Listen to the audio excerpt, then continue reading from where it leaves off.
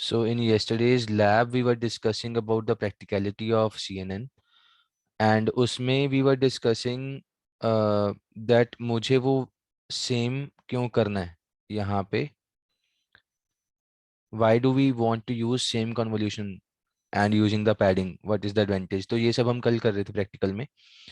And in that we saw that there was an advantage. अगर मैं suppose ये करना चाहता हूँ कि मेरे पास multiple layers हैं deep learning के, मैं CNN ट्रेन कर रहा हूँ, ठीक है.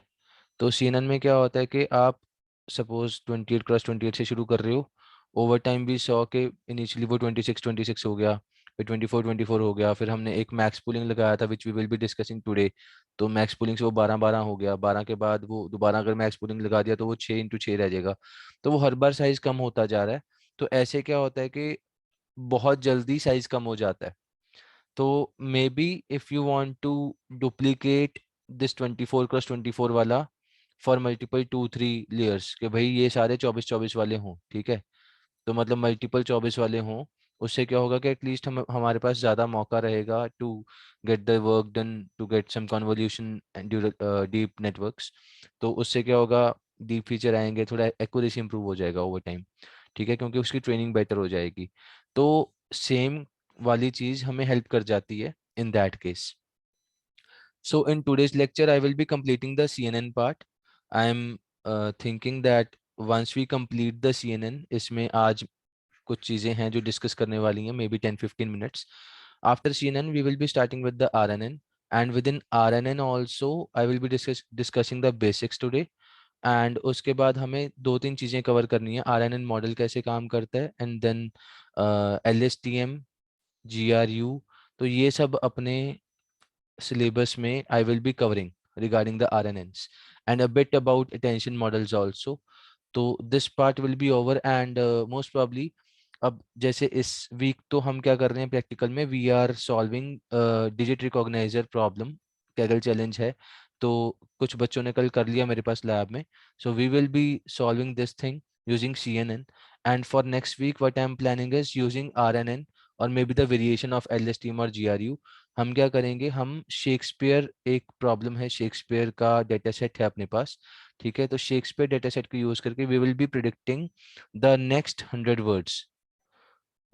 वर्ड्स प्रिडिक्ट करेंगे, depending on maybe the starting word. आप एक वर्ड दे रहे हो या 3 वर्ड दे रहे हो, उसके बाद के अगले 100 वर्ड्स प्रिडिक्ट करेंगे.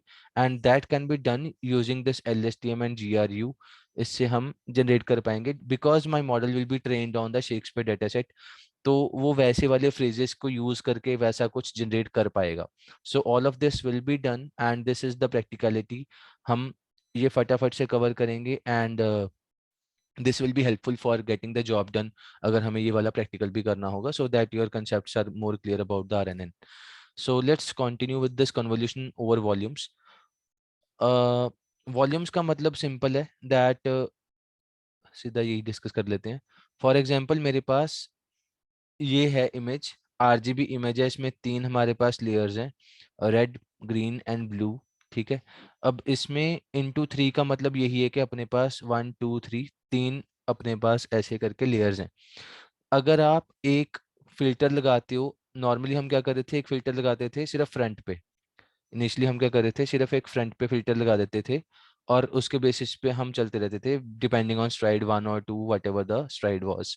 बट अगर मुझे एक कंबाइंड फिल्टर लगाना है जैसे यहाँ पे बना हुआ है, तो वो क्या करेगा, वो इतना एरिया कवर कर लेगा तीनों लेयर में. इट विल वर्क 3 × 3 तो होगा ही, साथ में एक्स्ट्रा 3 भी होगा, विच मीन्स दैट पैरेलली वो पीछे वाले चैनल्स को भी हिट करेगा. एंड डिपेंडिंग ऑन दैट मेरा जो फाइनल आंसर आएगा, तो 6 × 6 × 3 था जिसके ऊपर मैंने 3 × 3 × 3 का फिल्टर लगाया, तो फाइनल आंसर विल बी 4 × 4. क्योंकि वो एक बार में सिर्फ ये 9 वैल्यूज को नहीं हैंडल कर रहा, पीछे वाले 9 9 टोटल 27 वैल्यूज को हैंडल कर रहा है. 27 वैल्यूज को एक बार में हैंडल करके it is getting the value for this part, पहले वाला पार्ट, ठीक है. तो ऐसे करके final output will be 4 × 4. Can you all imagine this कि हो क्या रहा है यहाँ पे, एक बार में वो कैसे 3 चीजें हैंडल कर रहा है. एंड इसमें ये भी है, अगर आप चाहो तो आप इन 3 फिल्टर्स को अलग अलग भी रख सकते हो, वो यहाँ पे बताया हुआ है. जैसे यहाँ पे हमने वर्टिकल एज के लिए रख दिया, ये 0 0 हो गए. या फिर तीनों वर्टिकल के लिए हो गए। तो डिपेंडिंग ऑन आप कौन सा फिल्टर यूज करना चाहते हो, आप कैसे इसको सेट कर रहे हो वैल्यूज को 3 into 3 into 3 को, in that way my final output will be affected. ठीक है। तो मतलब ओवर वॉल्यूम्स का मतलब यही है कि आप मल्टीप्लाई 3 करके ऐसे एक बार में ज्यादा चीजें कवर कर रहे हो using convolution. Any doubt in this?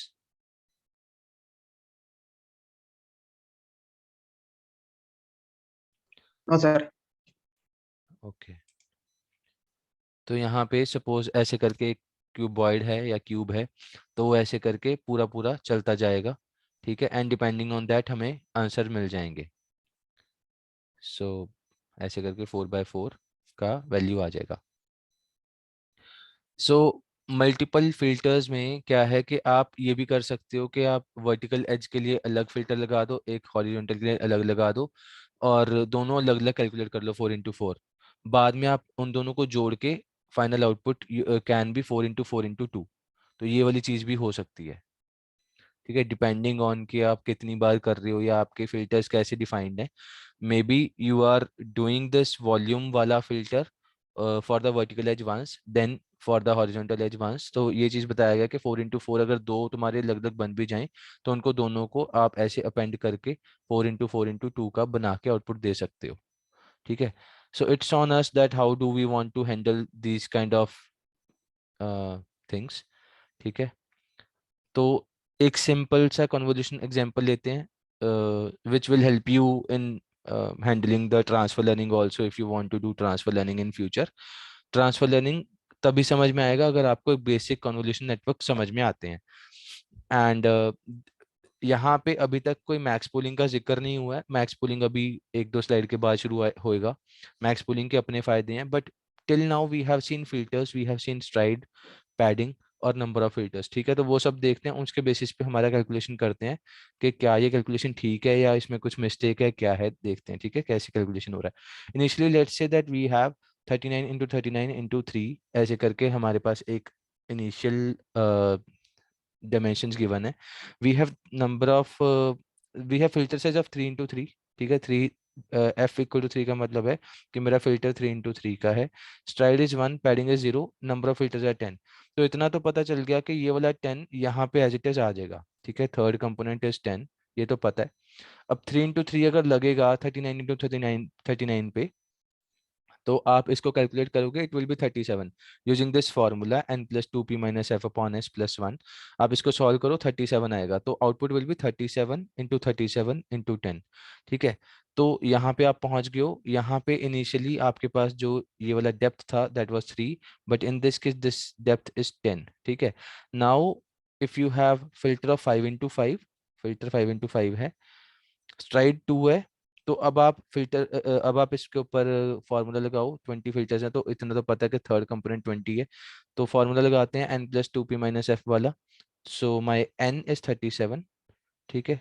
Plus 2p, 2p is 0, minus f upon s plus 1। ठीक है। तो कितना आया? 37 - 5, 32/2, 16 + 1 17। तो ये 17 into 17 आ जाएगा मल्टीप्लाई 20। ठीक है। तो ऐसे ही अपना ये डेप्थ हो गया 20, ये अपना 17 into 17 है। सिमिलरली अगर आप थर्ड टाइम लगाओगे तो your answer will be 7 into 7 into 40।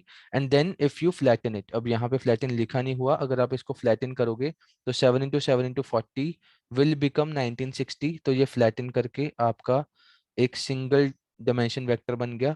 अब आप उसके बाद उसको प्रिडिक्शन करने के लिए लॉजिस्टिक या क्या होता है सिग्मॉइड लगा लोगे। ठीक है। उससे क्या होगा कि आप 2 क्लास प्रिडिक्शन कर लोगे, या फिर 2 से ज़्यादा क्लासेस है तो सॉफ्ट मैक्स लगा लो activation function, which will give you greater than 2 का नंबर ऑफ क्लासेस आउटपुट।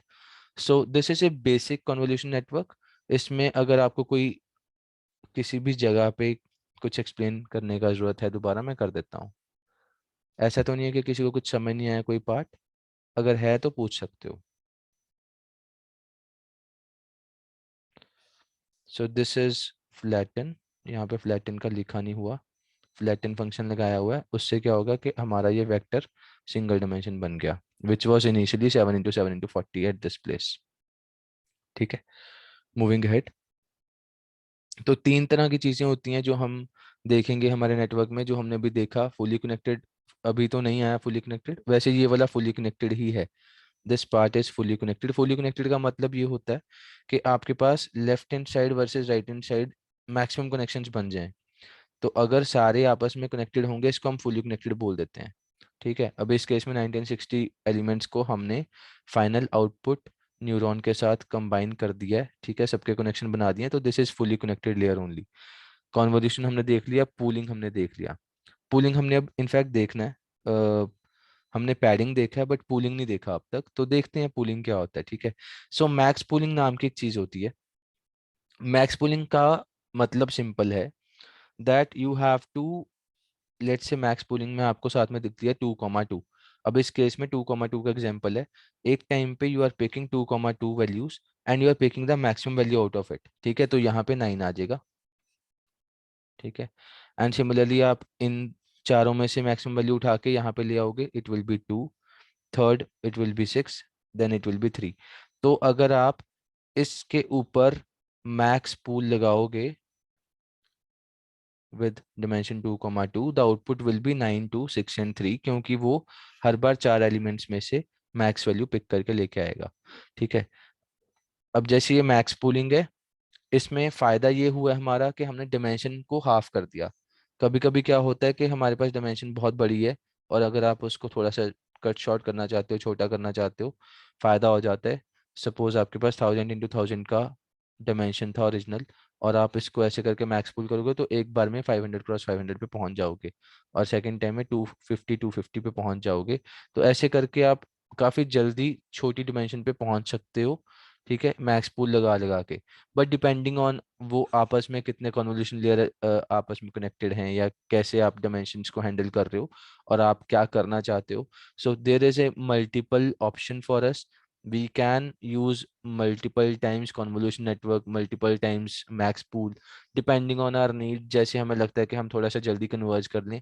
ये भी होता है कि आप जितने ज़्यादा लेयर लगाते जाओगे उतने ज़्यादा फिर एक तो टाइम लगेगा ट्रेनिंग में, क्योंकि आपके नंबर ऑफ पैरामीटर्स बढ़ रहे हैं। ठीक है, आप जितनी बार आगे जा रहे हो आउटपुट लेके, फिर हर बार चेक हो रहा है, फिर वो पीछे लेके आता है, उसमें ऑप्टिमाइजेशन हो रही है।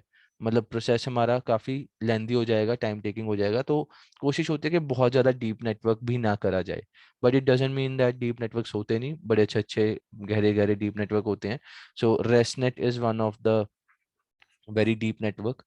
रेसनेट 152 बड़ा फेमस है, बट रेसनेट 1000 के आसपास के भी हैं। तो मतलब 152 का मतलब है 152 लेयर्स हैं, जैसे ये मैंने 5-7 बनाई हैं, तो 152 लेयर्स या फिर 1000 लेयर्स, तो उसको भी लोगों ने इम्प्लीमेंट करा हुआ है। ResNet was given by Microsoft residual networks.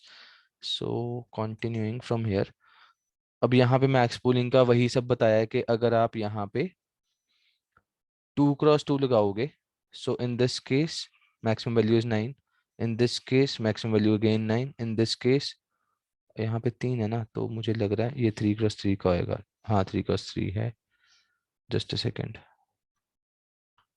लिखा नहीं हुआ, बट यहाँ पे माई मैक्स पुलिंग विल बी 3 × 3। उससे क्या होगा कि मैं इन तीन का मतलब 3/3 का लेके आऊंगा, 9 आएगा, फिर 3 × 3 का लेके आऊंगा, फिर से 9 आएगा, थर्ड टाइम लेके आऊंगा तो 5 आएगा। ठीक है, तो 9 9 5 आ गया फर्स्ट रो में। आफ्टर दैट अगेन ऐसे करके 9, फिर से 9, फिर से 9, तो ऐसे करके ये वैल्यूज पिक करे गए हैं। ठीक है, तो ये मैक्स पूल 3 × 3 का करा गया है, ना कि 2 × 2 का। तो इट डिपेंड्स कि आप कैसे कर रहे हो, and then you you can also get this kind of thing. एक सेकेंड, हाँ ठीक है। सो हाँ 3 का है, यहाँ पे था इसमें। जैसे हमने मैक्स पूल करा है वैसे ही हमारे पास एवरेज पूल भी होता है। इस केस में 2 × 2 करा गया है मैक्स पूल, मैक्स पूल नहीं एवरेज पूल करा गया है। ठीक है, सो this is average pool. Average pool में 2 × 2 करके एवरी टाइम एवरेज लिया गया है। सो इन चारों का एवरेज इज 3.75, अगेन अगले चारों का average is 1.25, these four average. तो ऐसे करके चार चार का एवरेज लेके यहाँ पे लिख दिया गया है। So there are multiple advantages and disadvantages जब आप मैक्स कर रहे हो या एवरेज कर रहे हो या ग्लोबल कर रहे हो। ठीक है, ग्लोबल भी होता है, उसके बारे में भी आप थोड़ा सा देख लेना। सो summary of pooling is that in this case first of all अपने पास फिल्टर साइज होता है, ठीक है, स्ट्राइड होता है, ये दोनों वैलिड हैं, क्योंकि जो मैं 2,2 लिख रहा था या 3,3 लिख रहा था वो हमारा फिल्टर था, ठीक है, फिल्टर साइज था। एंड स्ट्राइड 2 है या स्ट्राइड 3 है, इट डिपेंड्स कि आप कितना स्टेप साइज ले रहे हो, ठीक है, एक टाइम पे कितना बड़ा जंप कर रहे हो। And then one last important point in this is that you have no parameters to learn. मैंने आपको बोला था that let's say we have multiple layers, तो आप फॉरवर्ड प्रोपेगेशन या बैकवर्ड प्रोपेगेशन कर रहे हो तो उसमें आपको लर्निंग करनी पड़ती है हर बार, वो डिपेंडिंग ऑन के मेरा लेटेस्ट आउटपुट क्या आया है और वो एक्चुअल आउटपुट से कितना दूर है प्रिडिक्शन वाला। तो इन दोनों के जो डिफरेंस होता है, इन दोनों के डिफरेंस को कम करने के लिए, इस चीज को हम बोलते हैं लॉस कम करने के लिए, हमें बहुत बार इपॉक्स चला के ट्यूनिंग करनी पड़ती है अपने मॉडल की, राइट। तो उसमें पैरामीटर्स होते हैं।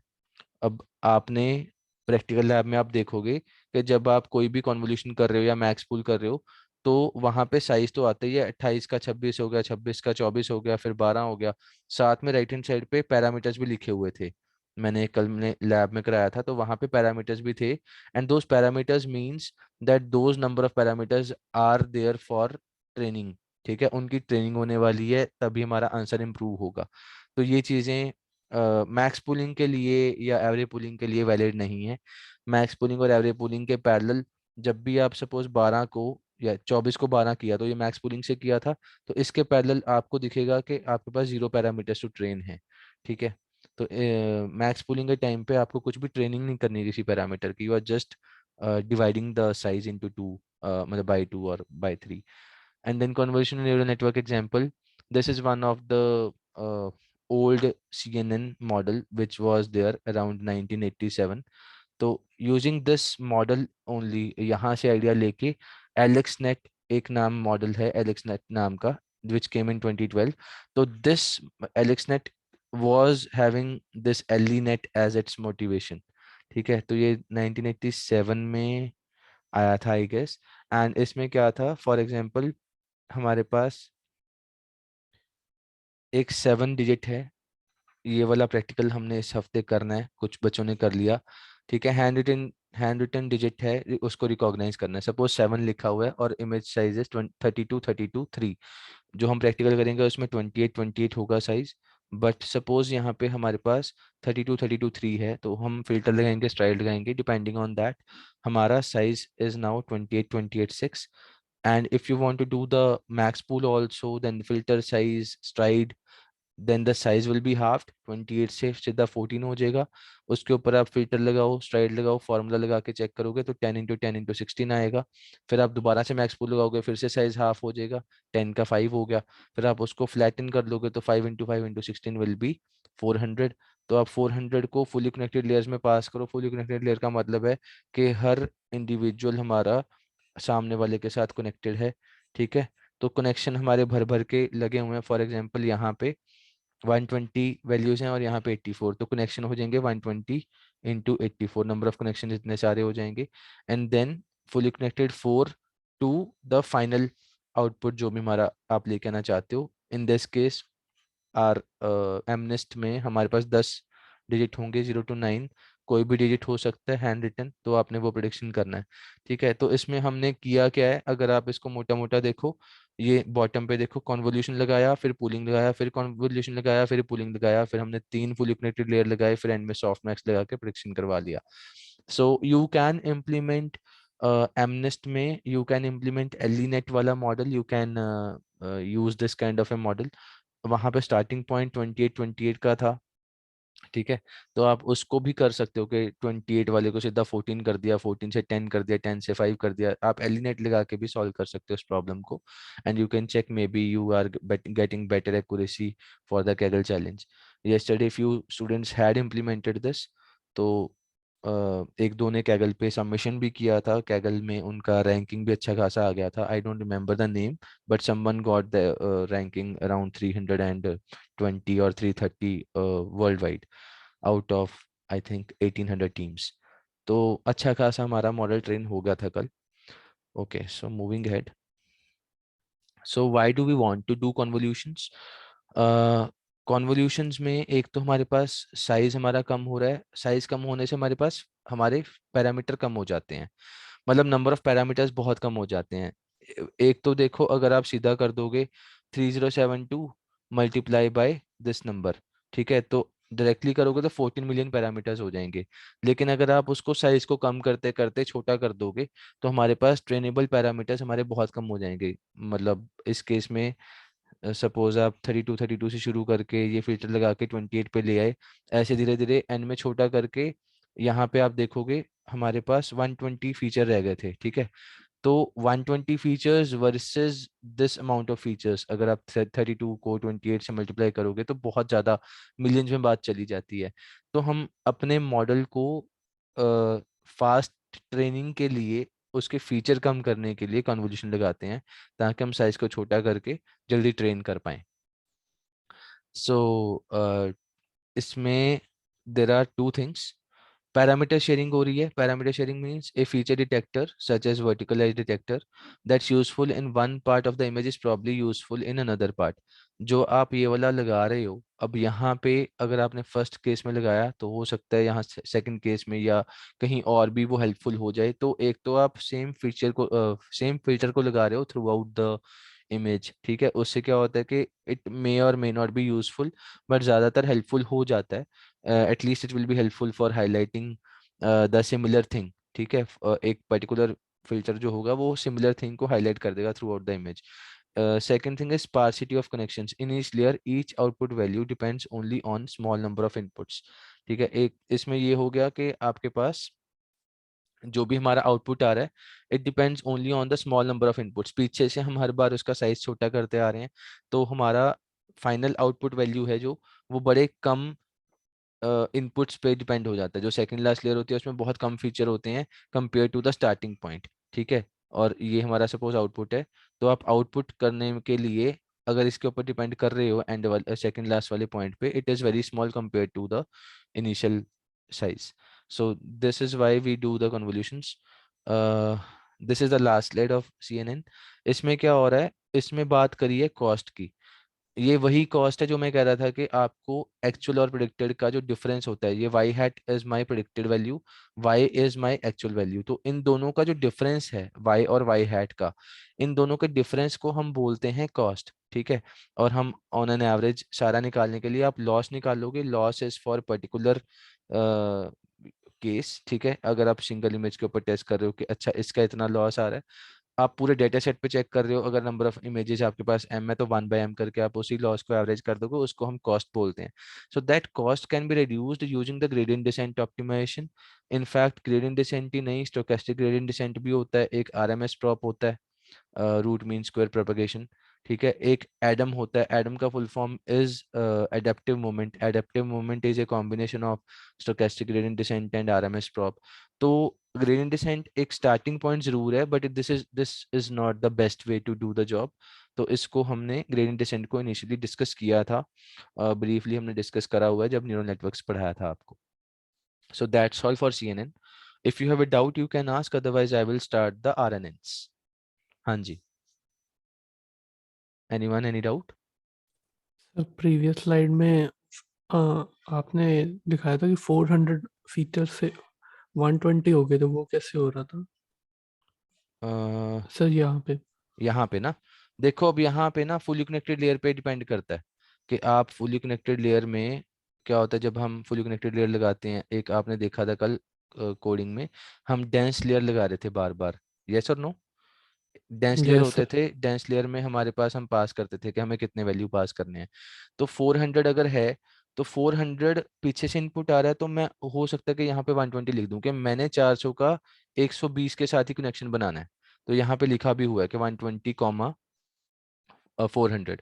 तो करंट 120 होगा, पीछे वाले का 400 होगा, तो आपस में कनेक्शन उनके कम हो जाएंगे। मतलब फुली कनेक्टेड लेयर का हम हमारे पास चॉइस है कि हम 400 के बाद 120 लगा रहे हैं, 200 लगा रहे हैं, वो हमारे पास चॉइस है। 120 के बाद आप 60 भी लगा सकते थे, इस केस में 84 लगाया है। ये एलिनेट है, तो इस बंदे ने 84 लगाए हैं, मैं शायद 60 भी लगा के एक बार ट्राई करके देख सकता था। मतलब ये अपने पास चॉइस होती है कि आप डेंस लेयर में कितने न्यूरॉन पास कर रहे हो to get the full connections. ठीक है। Yes sir. हाँ जी। Anyone else? अब ये चीज भी थोड़ा सा ध्यान देने वाली है, यहाँ पे मैंने बताया नहीं पहले। कॉन्वोल्यूशन, सिर्फ कॉन्वोल्यूशन करा आपने, इसको हम लेयर वन नहीं बोलेंगे। यहाँ पे layer one is a combination of convolution and max pooling, ठीक है। यहाँ पे लेयर टू है कॉन्वोल्यूशन एंड दिस थिंग। तो अगर आप इसको जैसे काउंट करोगे तो आप इसको बोलोगे कि ये कितने लेयर का है। This is layer one, this is layer two, this is layer three जो हमारे पास 400 वाला आया था, ठीक है। आपने फ्लैटन किया, this is layer three fully connected वाला। ये वाला layer four, this is layer five, and then the final output. तो हमारे पास हिडन जो लेयर्स हैं वो हिडन लेयर फाइव ही हैं। तो मैक्स पूलिंग को, किसी भी टाइप के पूलिंग को हम अपने आप में लेयर नहीं बोलते, वो कॉन्वोल्यूशन के साथ काउंट हो जाता है। अगर आप पूलिंग ना भी लगाते काम तो तब भी हो जाता। कॉन्वोल्यूशन एक लेयर है, ठीक है। फुली कनेक्टेड एक लेयर है, इनको काउंट करना है, पर मैक्स पूलिंग अपने आप में एक लेयर नहीं है। Max pooling is in combination with CNN convolution जो हमारा होता है, ठीक है। तो there are five layers in this, तभी वो एलिनेट के साथ ऊपर फाइव लिखा हुआ है, एलिनेट फाइव। एलिनेट फाइव का मतलब है कि फाइव हिडन लेयर्स हैं, ठीक है जी। एक इनपुट है, एक आउटपुट है, ये तो बहुत क्लियर है। दिस इज माई इनपुट जो इमेज है, जो हमारा आउटपुट आ रहा है वो सॉफ्ट मैक्स निकाल के दे रहा है, दिस इज माई आउटपुट। बीच में बीच में हमारे पास पांच हिडन लेयर्स हैं। Clear? Should we move on? Yes sir. Okay, so let me share the screen for RNN. Just a second. Okay, so starting with the RNNs. RNNs are the recurrent neural networks. Recurrence क्या होती है? Anyone? Recursion क्या होती है? मिलते जुलते words हैं। Recursion, recurrence, recurrent क्या होता है ये? Repetition, किसी चीज को बार बार करना, यही होता है। Yes sir. ठीक है। तो recurrent neural networks का ना सबसे ज्यादा फायदा हमें NLP में होता है। जितने भी हमारे पास टेक्स्ट वाले डेटा सेट हैं, तो उसमें क्या होता है, बहुत बार ये भी होता है। For example you want to do a prediction, ठीक है। एक छोटा सा एग्जाम्पल देता हूँ। फॉर एग्जाम्पल एक यहाँ पे आगे स्लाइड में भी आएगा, मे बी आप कोई एग्जाम्पल दो मेरे को। फॉर एग्जाम्पल रोहित शर्मा है, ठीक है। अब रोहित शर्मा अगर सेंटेंस में आ रहा है तो मोस्ट प्रॉब्ली क्रिकेटर के बारे में बात हो रही है, ठीक है। क्योंकि हमारे पास हमारे माइंड में न्यूज़ है वो वाली, वो बहुत सारी, या विराट कोहली है। तो ऐसे करके अगर इनका नाम नाम आएगा तो क्रिकेट का नाम जरूर आएगा उस सेंटेंस में या पैराग्राफ में, ठीक है। वर्सेस रोहित शर्मा कोई अपने क्लासमेट भी हो सकता है ना। हो सकता है कि मतलब शर्मा तो बहुत कॉमन नेम है, कास्ट। तो Rohit Sharma is a very common name also compare to Virat Kohli. तो डिपेंड करता है that what kind of prediction you are trying to do. तो उसके आसपास कोई जो आगे पीछे के वर्ड्स होंगे वो डिपेंड करते हैं कि आप किस टाइप की प्रिडिक्शन करना चाह रहे हो। फॉर एग्जांपल मुझे आईपीएल और क्रिकेट के बारे में कुछ लिखना है, आईपीएल या फिर क्रिकेट वर्ल्ड कप के बारे में लिखना है कुछ। तो अगर आईपीएल से रिलेटेड होगा तो रोहित शर्मा का नाम मुंबई इंडियंस के साथ आएगा। अगर क्रिकेट के साथ आएगा तो रोहित शर्मा का नाम टीम इंडिया के साथ आएगा। सेम फॉर विराट कोहली, विराट कोहली का आरसीबी वर्सेस टीम इंडिया, ठीक है। तो ऐसे करके डिपेंड कर जाता है कि आप किस कॉन्टेक्स्ट में काम कर रहे हो। टू रिमेंबर द कॉन्टेक्स्ट हमारे पास रेकरेंट न्यूरल नेटवर्क्स होते हैं। रेकरेंट न्यूरल नेटवर्क्स का काम ही ये होता है कि हमें एक पर्टिकुलर वर्ड को अगर लिखना है तो उसके आगे पीछे का जो और वर्ड्स हैं उसके बेसिस पे हमें डिसीजन लेना है कि ये जो बीच में वर्ड है इससे अगला वर्ड क्या आएगा। जस्ट इमीडिएट नेक्स्ट वर्ड कैसे लिखना है वो हमें रेकरेंट न्यूरल नेटवर्क बताएगा कि हम किस टाइप का काम करना चाह रहे हैं, ठीक है। अब यहाँ पे देखेंगे और एग्जांपल आएंगे। अभी मैंने थोड़ा सा कोशिश करी है बट ये परफेक्ट एग्जांपल नहीं था। एक आइडिया दिया है that depending on the scenario उस पैराग्राफ में वर्ड्स चेंज हो जाएंगे, ठीक है। सो वाई सीक्वेंस मॉडल्स, इसकी जरूरत क्या पड़ी देखते हैं, ठीक है। So there are multiple examples तुम्हारे सामने। एक तो स्पीच रिकॉग्निशन प्रॉब्लम, अब ये सारे अपने आप में प्रॉब्लम्स हैं, हमने थोड़ा सा इनिशियली डिस्कस भी किया था कि मशीन ट्रांसलेशन है, म्यूजिक जनरेशन है, सेंटिमेंट क्लासिफिकेशन, ये सब एनएलपी का पार्ट है। सो स्पीच रिकॉग्निशन में क्या हो रहा है, यू हैव पर्टिकुलर वेव्स, ठीक है, ऐसे करके तुम्हारे पास रिकॉर्डिंग आई हुई है, and the quick brown fox jumped over the lazy dog, तो ऐसे करके कुछ हमारे पास स्पीच रिकॉग्निशन के लिए प्रॉब्लम आई है कि ये मेल ने बोला, फीमेल ने बोला, क्या है। सिमिलरली जो म्यूजिक जनरेशन है, म्यूजिक जनरेशन अब यहाँ पे ना ये सारे वो दिए हुए हैं, इनपुट आउटपुट, इनपुट आउटपुट है ये सारा, कि हमारे पास सपोज ये ऊपर ना ये लिखा भी हुआ है, जस्ट अ सेकेंड,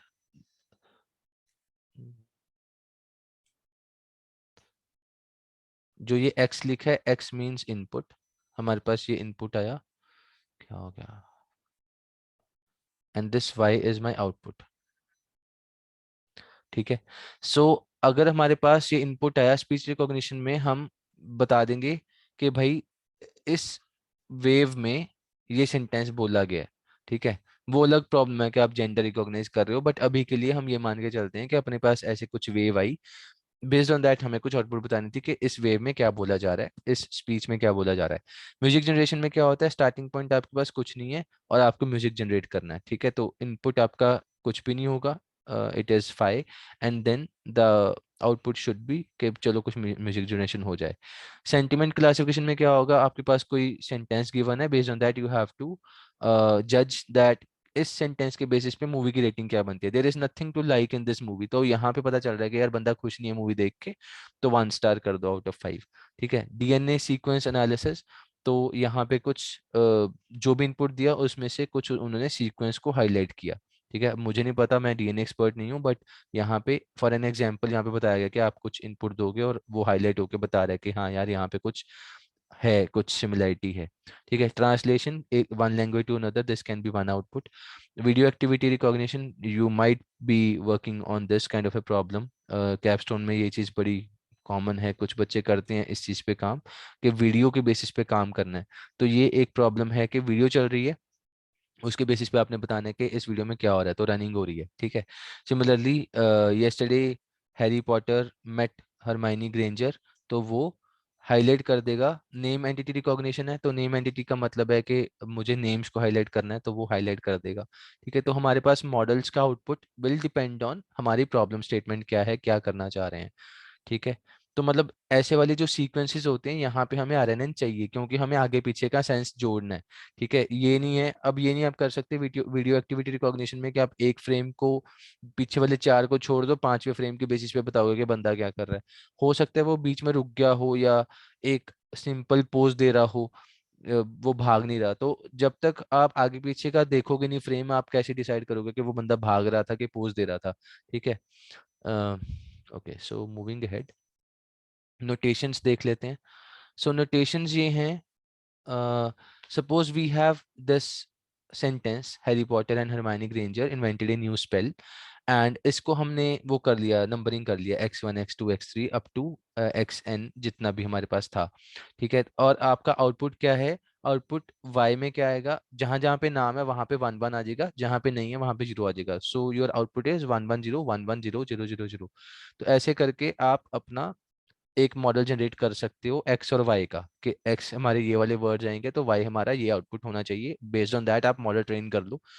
तो ऐसे करके हमें यूज करना है, and this can also be done like this, कि भाई जो मेरा x1 है, अब हो सकता है कि हम डिक्शनरी के बेसिस पे यूज कर रहे हैं इन वर्ड्स को, तो ये डिक्शनरी वाला एग्जांपल है कि आप हर वर्ड को कैसे रिप्रेजेंट करोगे। So in vocabulary, let's say that there is a dictionary of 10,000 words, जो कि बहुत कम है, बहुत ज़्यादा होते हैं, there may be 1 billion words, ठीक है, in the world's largest dictionary, हो सकता है कि इतने हों। सो वोकेबलरी में सपोज ऐसे करके है, और हमारा जो हैरी पॉटर है, it is on 4075 and 6830 locations. तो जो हैरी पॉटर होगा वो उस 1 से लेके 10,000 का जो वेक्टर बनेगा, जिसको हम बोलेंगे one hot encoding vector, 4075 location पे वो 1 कर देगा, बाकी सारे 0 होंगे। सिमिलरली फॉर द पॉटर वो 6830 पे 1 कर देगा, बाकी सारे 0 होंगे। तो वन हॉट एनकोडिंग का मतलब ही ये होता है, आप लोगों ने पढ़ा भी हुआ है। वन हॉट एनकोडिंग यही करता है कि सपोज मेरे पास 3 क्लासेस थी 1 2 3, तो आप उसका जो बनाओगे वेक्टर, सपोज 0 1 2 3 4 थे, तो आप इसको बनाओगे 0 0 0 0 या फिर 1 0 0 होगा, क्योंकि आपने 0 वाले को हाईलाइट करना है। 1 को करोगे आप 0 1 1 0 1 0 0, 2 को करोगे 0 0 1 0, 3 को करोगे 0 0 0 1। तो मतलब ये अपने को एक बेसिक सा आइडिया है कि वन हॉट एनकोडिंग कैसे काम करता है। जो हमारा नंबर होता है आप उस लोकेशन पे 1 कर दोगे, बाकी सारा वेक्टर 0 कर दोगे। वही चीज यहाँ पे करी गई है कि आप ये भी कर सकते हो। This is also one option for अस, ठीक है, डिक्शनरी के बेसिस पे वर्ड्स को ऐसे रिप्रेजेंट करा हुआ है। तो ऐसे करके हो सकता है कि एंड का 367 नंबर है, इन्वेंटेड का ये है। तो ऐसे करके बहुत सारे वर्ड्स हैं, उन सबके हमने नंबर लिख दिए। तो इसको हम रेकरेंट न्यूरल नेटवर्क से कैसे जोड़ेंगे वो देखते हैं, ठीक है। So why not a standard network. Normally network में क्या होता था कि आप इनिशियल इनपुट लेते थे, आप आगे आगे चले जाते थे, और उससे क्या होता था कि आप one word at one time handle कर लोगे, लेकिन आप सेंस नहीं बना पाओगे, वो सेंटेंस आपस में जुड़ेगा नहीं। So the problems are that inputs and outputs can be of different length in different examples. एक तो ये हो गया कि आपके पास सपोज सेंटेंस बड़ा छोटा हो गया। There is one problem. अगर कोई बंदा ट्विटर के सेंटिमेंट एनालिसिस पे काम करे, ट्विटर डेटा सेट का कुछ उठा ले एंड सेंटिमेंट एनालिसिस पे काम करे। Initially in my master degree मैंने ये सोचा था, I was doing my masters around 2013 2015, तो 2015 मेरा आखिरी सेमेस्टर चल रहा था। उस टाइम पे ना क्रिकेट वर्ल्ड कप आया था 2015 में, मार्च का टाइम था, मार्च में क्रिकेट वर्ल्ड कप आया था। तो उन दिनों में मेरे को हुआ कि यार मेरा ना अब थीसिस लिखता हूँ मैं सेंटिमेंट एनालिसिस पे काम करता हूँ।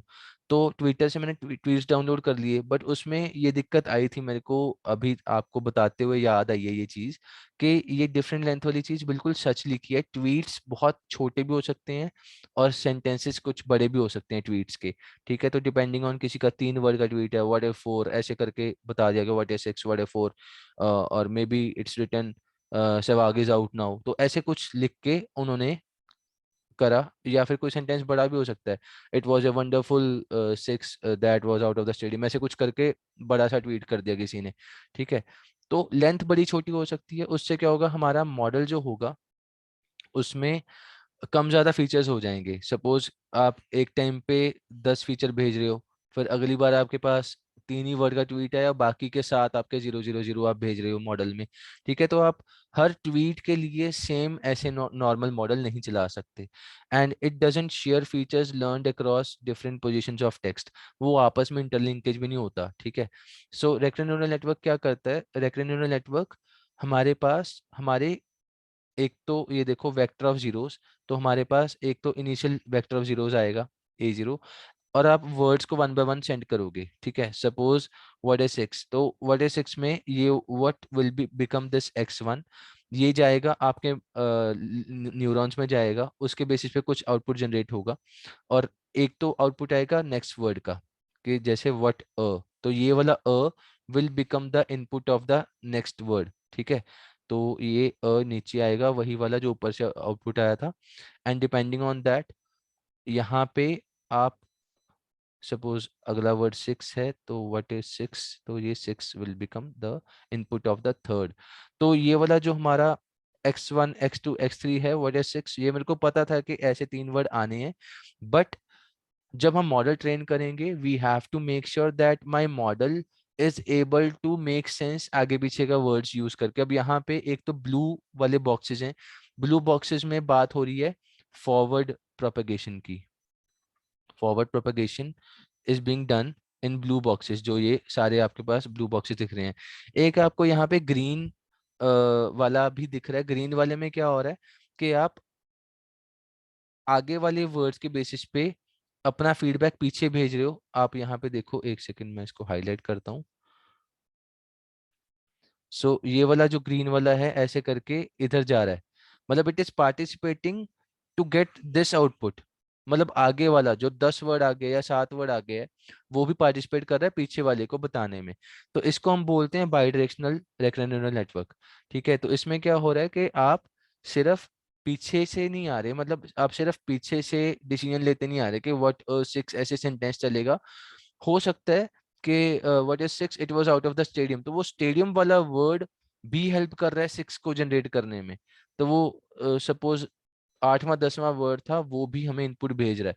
तो ये बाइडायरेक्शनल का काम होता है कि वो आगे पीछे दोनों को यूज करके कुछ प्रिडिक्शंस करे। ठीक है, जो ग्रीन वाला है वो बैकवर्ड प्रोपेगेशन कर रहा है, या येलो वाला जो मैंने अभी बना दिया, सो this is backward propagation, otherwise it was forward propagation, blue wala. So moving ahead, अब यहाँ पे एक छोटा सा एग्जांपल है। ये एग्जांपल मैं आपको इनिशियली देना चाह रहा था फर्स्ट स्लाइड पे, जब रोहित और विराट वाला एग्जांपल दिया था, बट मैंने सोचा कि जब ये आएगा तभी बात करूं। तो यहाँ पे अगर आप फर्स्ट 3 वर्ड्स देखो, he said Teddy Roosevelt was a great president versus he said teddy bears are on sale. अब टेडी के बाद रूजवेल्ट आएगा या बियर्स आएगा, इट विल डिपेंड ऑन मेरा सेंटेंस किस टाइप का मैं लिखना चाहता हूँ। अगर तो मुझे पता है कि मेरा 6-7 वर्ड के बाद प्रेसिडेंट आ रहा है, फिर मैं रूजवेल्ट लिखूंगा। ठीक है, इस पर्टिकुलर एग्जांपल में अगर सेल की बात चल रही है तो मैं बियर्स लिखूंगा। तो डिपेंड करता है कि आप आगे क्या वर्ड्स देख रहे हो।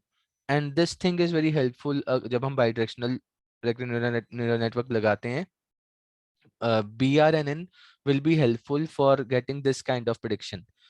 फर्स्ट 3 वर्ड्स तो ही से टेडी ही रहेगा, पर चौथा वर्ड रूजवेल्ट आना है या बियर्स आना है, दैट विल बी हेल्पफुल अगर हम ऐसा कुछ करके डिसीजन लें। So okay, so this is forward propagation. अभी तक मैंने 2 वर्ड यूज करे हैं, आपको 2 कंसेप्ट बताने की कोशिश करी है, एक फॉरवर्ड प्रोपेगेशन, एक बैकवर्ड प्रोपेगेशन।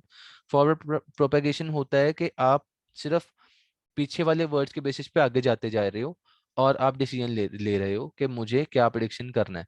सपोज मेरे पास इनिशियली आया ये वाला वर्ड, A0 मेरा स्टार्टिंग पॉइंट था, उसके बेसिस पे मेरा x1 x2 were the words but a0 was the initial vector 0। ठीक है, तो आपने क्या किया, फर्स्ट वर्ड आया x1, आपने उसके बेसिस पे अपना कुछ कैलकुलेशन किया, आपने प्रेडिक्शन दे दिया।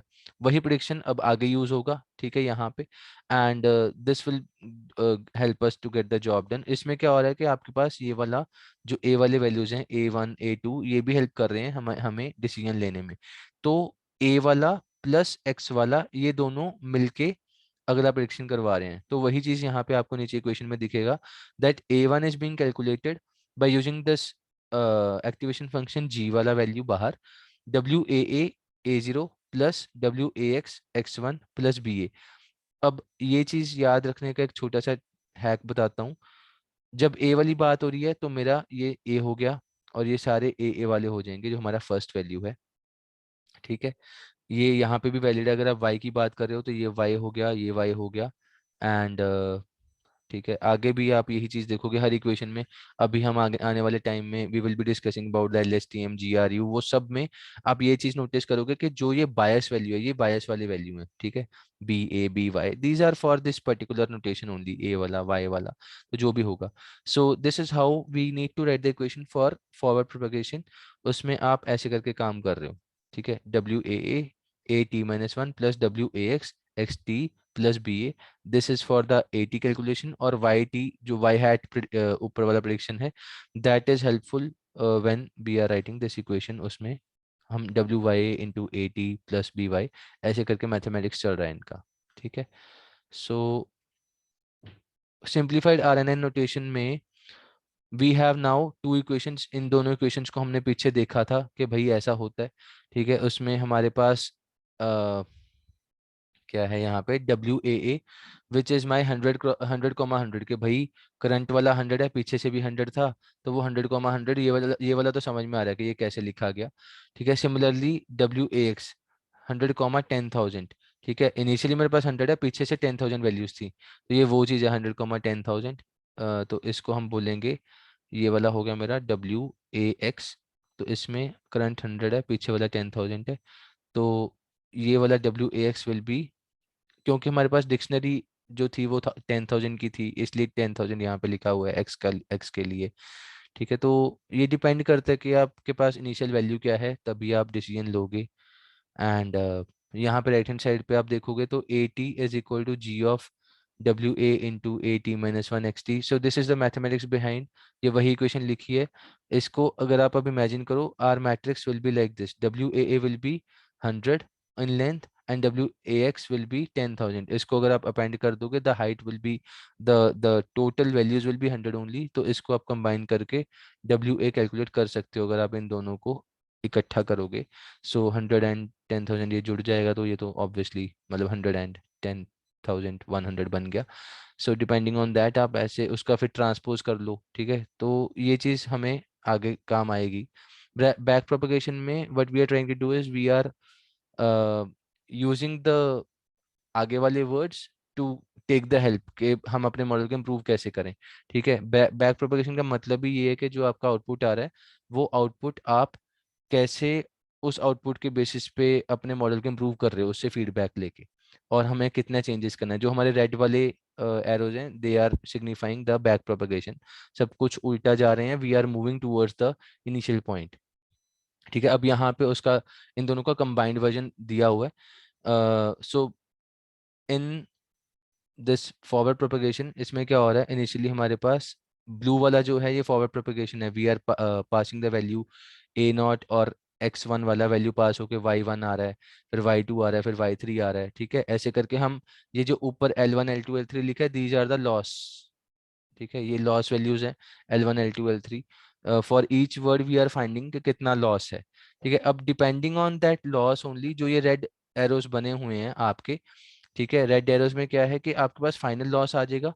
अब उस फाइनल लॉस के बेसिस पे आप फिर उल्टा जाना शुरू करोगे and your equation will become it will be helpful for reducing the loss. अब आप जो भी चेंजेस करोगे आप इस बेसिस पे करोगे कि मेरा कुछ कम हो जाए लॉस. ठीक है, सो this is my total loss, this is L T Y hat T comma Y T. हम इसको ऐसे करके कैलकुलेट कर सकते हैं माइनस वाई टी. अब ये वाली जो है this is the equation actually of cross entropy. ये क्रॉस एंट्रोपी इक्वेशन है. आई होप शायद पढ़ा भी हो आप लोगों ने इसको पहले. It was part of machine learning. तो ये क्रॉस एंट्रोपी वाला इक्वेशन सेम लिखा हुआ है. सो this is how we are calculating the loss, और उसको मिनिमाइज करने के लिए वी डू सम ऑप्टिमाइजेशन. ठीक है, इसको बैक प्रोपगेशन थ्रू टाइम बोलते हैं because we are moving back one by one. ठीक है, उसका टाइम जो 1 2 3 हम ये लिख रहे हैं ये टाइम है, ये वाला 1 एंगल ब्रैकेट में जो हम लिख रहे हैं दिस इज माई टाइम. ठीक है, तो 1 है 2 है 3 है, तो अब आप उल्टा आ रहे हो तो उसको बैक प्रोपगेशन थ्रू टाइम बोलेंगे. So there are different types of RNNs. ये वाला प्रॉब्लम तो हमें पता ही है. ठीक है, मल्टीपल एग्जांपल्स थे. तो इसमें इसको हम कल डिस्कस करते हैं. ठीक है, in we will discuss in next lecture. यहाँ से शुरू करूंगा मैं. There are multiple types of RNNs 1 to 1 1 to many many to 1. इनको हम लिंक करेंगे that how this is linked with these problems. जो ये वाले हैं ये many to 1 1 to 1 कौन से वाला है. ठीक है, so I am stopping my lecture at this point. We will continue from this point only. So let's meet tomorrow. We will be covering LSTM, GRU, and we will be discussing the deep recurrent neural networks. All those things will be complete, and I will complete RNN tomorrow so that you can implement the RNN based lab also as soon as possible. Okay, so that's all for today. I'm ending the session now.